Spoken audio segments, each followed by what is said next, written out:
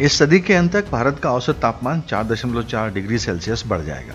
सिर्फ इतना ही नहीं, यहाँ चलने वाली हीट वेव यानी गर्मी की लहर 3 से 4 गुना ज्यादा हो जाएगी। चक्रवाती तूफानों की संख्या और तीव्रता बढ़ जाएगी। समुद्र का जलस्तर 30 सेंटीमीटर बढ़ जाएगा। ये भयावह खुलासे हुए हैं भारत सरकार के वैज्ञानिक संस्थान इंडियन इंस्टीट्यूट ऑफ ट्रॉपिकल मेटीरियोलॉजी की पहली क्लाइमेट असेसमेंट रिपोर्ट में। इस रिपोर्ट का नाम है assessment of climate change over the Indian reason.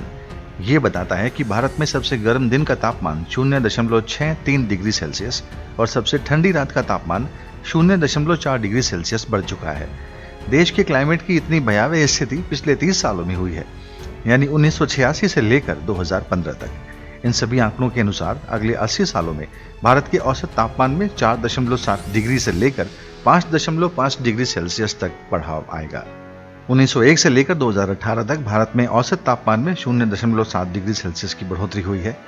उत्तरी हिंद महासागर का जल स्तर 1874 से 2004 के बीच 1.06 से लेकर 1.75 मिलीमीटर बढ़ा है। इसके अनुसार साल 2100 में उत्तरी हिंद महासागर का जल स्तर 300 मिलीमीटर यानी 30 सेंटीमीटर बढ़ जाएगा।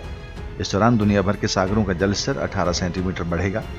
जून से सितंबर तक जो मानसून का सीजन रहता है, उसमें 1951 से लेकर 2015 के बीच 6% की गिरावट आई है। सबसे ज्यादा नुकसान गंगा के मैदानी इलाकों और पश्चिमी घाट को हुआ है।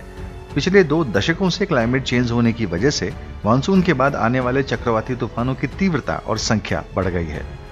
उत्तरी हिंद महासागर में चक्रवाती तूफानों के आने की संख्या में बढ़ोतरी होने की भविष्यवाणी इस रिपोर्ट में की गई है। ये रिपोर्ट बताती है कि 21वीं सदी के अंत तक भारत के औसत तापमान में 55 से 70% का इजाफा हो जाएगा। इसकी वजह से इकोसिस्टम, कृषि, साफ पानी के स्रोत, ढांचागत विकास की हालत खराब हो जाएगी।